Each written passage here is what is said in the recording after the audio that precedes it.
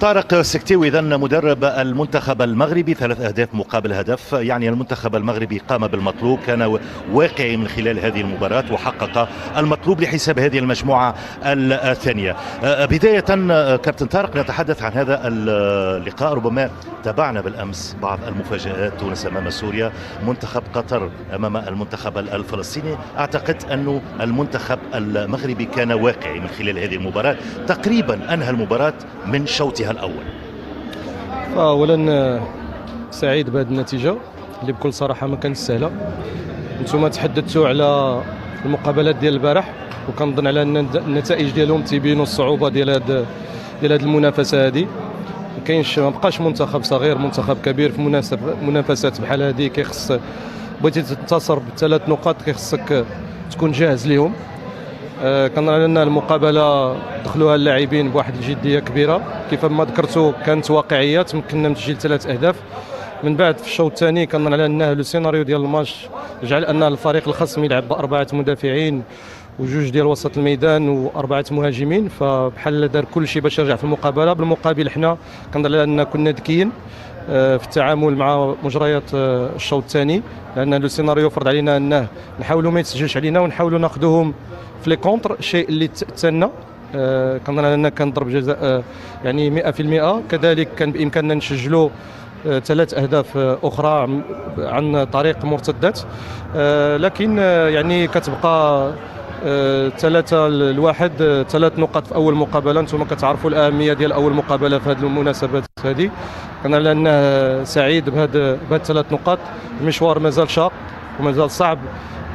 كنشكر اللاعبين على المجهودات ديالهم، على الروح ديالهم، ونتمنى من الله ربي يوفقنا في قادم المقابلات. كابتن طارق، قراءتك للمنتخب، منتخب جزر القمر، كان اكثر شراسه في الشوط الثاني، يعني من خلال اولى مشاركات هذا المنتخب، كيف تقيم هذا المنتخب، منتخب جزر القمر؟ شوف، انا شفتهم في المقابله ضد اليمن، فريق اللي كيلعب كره جيده. يعني الا خليتيه يلعب كره غادي يدير لك بزاف ديال الصعوبات. عندهم لاعبين سراع على الاطراف بكل صراحه، لا اللاعب لاعب 12 رقم 12 ولا اللاعب رقم 7، مع عندهم من ترانزيسيون اللي كدار ديال اللاعب رقم 21. كذلك في الكولوار دروا عندهم لاعبين اللي عندهم امكانيات من الخلف باش يعطيو دي رونفيرسمون، يعني كور على الجانب، يعني المسافات بعيده واللي كيمكن لها دير خطوره ولا دير ان ديزيكيليبر، واحد عدم توازن ديال الفريق الخصم. يعني واحد الفريق اللي شفتو اللي كان متحكم حتى في المقابله اللي فاتت، رغم الاهداف اللي تلقى. كنظن على انه ما كانش من السهل اننا نلعبوا مع فريق بهذه الطريقه هذه وبهذا الحجم هذا. وكان سهلنا بالمقابله، كان يمكننا يوقع لنا ما وقع لتونس والقطر، مع احترامي للفرق الاخرى. كنظن على انه كما ذكرت من قبل ما بقاش منتخب سهل ومنتخب صعب. اللي كيدير الفريق هو على ارض الملعب، هو اللي كيدير الفريق. تعودنا بالصراحه كابتن طارق، وكنت معك في انطلاق المباراه، تاخر قائمة وتشكيل المنتخبين حقيقة، تأخر المنتخب. ماذا جرى قبل المباراة؟ لماذا تأخر المنتخب المغربي بكل أمانة كابتن طارق؟ يعني تعذبنا، شفتك على أعصابك بكل أمانة، شفتك على أعصابك. تعذبنا كثير. نقدر نقول لك هو أننا ما دخلنا فقط يعني بضع دقائق قبل التسخينات، حتى لو سبيتش ما قدرناش أننا نديروه. لكن قدر الله ما شاء فعل. مدى صحة بعض التصاريح التي لم تجهز؟ خبر صحيح أم خاطئ؟ بعض التصاريح للاعبين أو للاعب لم تكن جاهزة قبل المباراة. يعني خليني ما نخوضش في هذه الأشياء، فقط نقول لك بأن كان التحضيرات ديالنا قبل المقابلة كانت، ولهذا كنشكر اللاعبين، كنشكرهم على لا مونطاليتي ديالهم اللي قويه بزاف. كاين اللي نقول لك باننا يمكننا بقينا تقريبا ساعه و5 دقائق وحنا جالسين في الباص قبل الانطلاق، لكن قدر الله ما شاء فعل. تحرمنا كذلك من واحد اللاعب اللي كان تيتولير وحتى لاخر لحظه عاد حيدناه، فالحمد لله على 3 نقط. شكرا جزيلا كابتن طارق سكتيوي، مدرب المنتخب المغربي. مباشرة من استاد الخليفة الدولي، سفيان بوفتيني صاحب الهدف الأول. أعتقد سفيان أنه بداية ممتازة للمنتخب المغربي من خلال هذه المجموعة الثانية، 3 أهداف، إذن بارتياح جارة تقريبا هذه المباراة، بالرغم ربما من بعض الضغط من منتخب جزر القمر في الشوط الثاني. أول شيء بسم الله الرحمن الرحيم، هنيئا لنا بهذا الفوز، وهنيئا للجماهير المغربية. وكنبغي من هذا المنبر نشكر الجماهير اللي حضروا اليوم وشجعونا طيلة المباراة. أكيد الفوز اليوم مستحق بالنتيجة والأداء. على ما أظن صراحة في الشوط الثاني ما كناش مركزين كيف الشوط الأول، لكن ما عنديش شك بأن الطاقم التقني بقيادة السي طارق راح يشوفوا هاي الجزئيات هذه البسيطة بالنسبة لي أنا، يعني السلبية، ويشتغلوا على الجزئيات الإيجابية. أكيد فوز لا يعطينا دافع معنوي في المباريات الجاية. هنيئا لنا أجمعين، والحمد لله والشكر لله على هذا الفوز. وحاليا لازم ناخذ يعني الجاهزية البدنية. تعرف بعد يومين عندنا مقابلة مهمة ضد عمان، هارد لك الفريق جزر القمر اللي ظهروا بشكل قوي، عندهم لاعبين جيدين، لاعبين اللي كيحاولوا انهم يلعبوا في الدار تاعنا. كنبغي نشكر اللاعبين والزملاء ديالي اللي ما بخلوش اليوم وقدموا مباراة كبيرة. سفيان، بهذا التشكيل بعد ربع نهائي امام المنتخب الجزائري في النسخة الماضية، اين يستطيع الذهاب المنتخب المغربي حقيقة؟ شوف، خليني نكون معك صريح، انا من اللاعبين اللي كانوا حاضرين في النسخة اللي طافت تاع 2021. كانت حسرة علينا لما خسرنا ضربات ترجيح، بركلة الترجيح. كانت مباراة قوية الحمد لله، مرت عليها على ما أظن 4 أو 5 سنوات. حاليا نحن في نسخة أخرى، نسخة 2025. خليني نكون معك صريح، الحين باقي 5 مباريات لين النهائي، يعني جايين على أساس أننا نحقق اللقب ونفرح جماهيرنا، بحكم أنه مؤخرا المنتخب الوطني بتاعنا بجميع الفئات تاعو والفريق الأول اللي قدم مستوى كبير هنا في 2022 في كأس العالم. أكيد نحن جايين مع الطاقم التقني والطاقم الطبي وكل شيء جاهز على أساس أننا نأخذ هذا اللقب هذا، ولكن بتواضع وبالشغل وبالصبر، وان شاء الله خير باذن الله تعالى. حبيبي جزاك الله خير. بالتوفيق سفيان. اذا سفيان بوفتيني صاحب الهدف الاول في هذه المباراه مباشره. فرحه الجماهير المنتخب المغربي بعد انتصاره على جزر القمر. نستمر مع اخواننا كشخه مكشوخه لا تروح.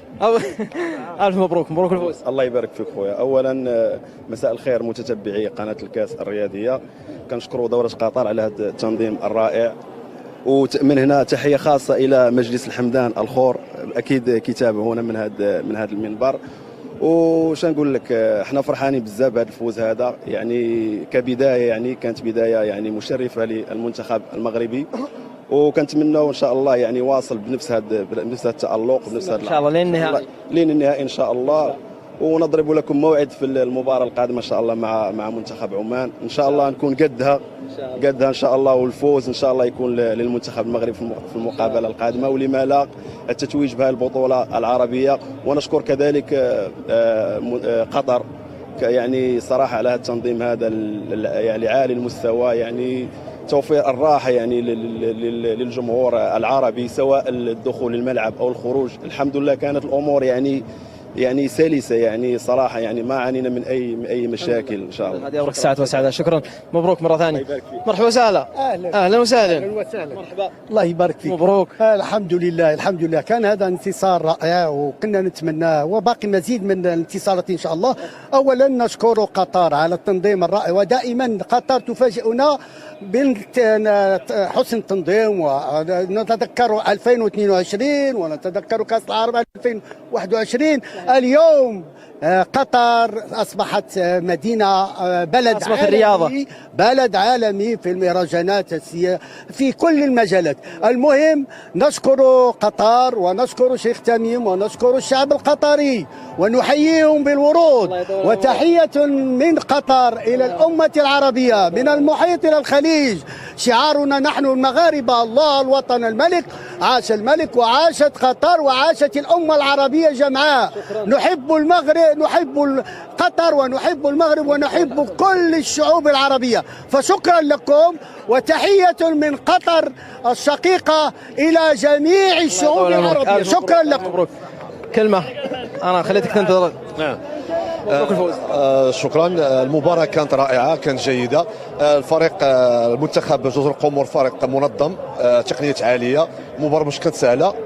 الفريق المنتخب الوطني ضغط في المباراه في الشوط الاول، سجل 3 اهداف اللي خلى المباراه شويه تنزل الايقاع ديالها. جا الهدف ضد المجرى اللاعب، سجل المدافع ضد المرمى ديالو، ومن بعد سيرنا المباراه بعد التغييرات.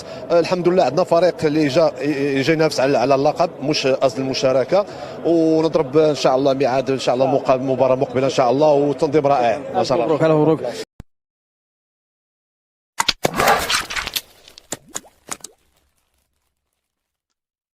يواجه المنتخب الوطني المغربي ناظره منتخب جزر القمر، وذلك برسم المباراة الافتتاحية عن المجموعة الثانية لمنافسة كأس العرب التي تحتضنها دولة قطر. وفي هذا الفيديو سنوافيكم بالموعد والتوقيت والقنوات الناقلة لهذه المقابلة. إذن سيواجه المنتخب المغربي ناظره منتخب جزر القمر، وذلك اليوم الثلاثاء انطلاقا من الساعة 1 زوالا بالتوقيت المغربي، الساعة 4 بتوقيت مكة المكرمة. ويمكنكم متابعتها عبر قناة بين سبورتس 2 وكذلك عبر قناة الكأس بالإضافة لقنوات أبو ظبي الرياضية. وسيسعى المنتخب الوطني المغربي للبداية بقوة في مشواره، حيث يعتبر المنتخب المغربي من أبرز المرشحين للتتويج باللقب العربي. وستسعى كتيبة المدرب طارق السكتيوي لتجنب أي مفاجأة وتحقيق الانتصار في الجولة الأولى، وضمان أول 3 نقاط قبل مواجهة المنتخب العماني والمنتخب السعودي في الجولتين الثانية والثالثة. وستعرف تشكيلة الأسود غيابات كثيرة، ولعل أبرزها الملتحقين في الساعات القليلة الماضية، وليد الكرتي وكذلك أشرف بن شرقي، والذي تحوم الشكوك حول مشاركته في المنافسات بعد الإصابة التي تعرض لها في مباراة الجيش الملكي والأهلي المصري.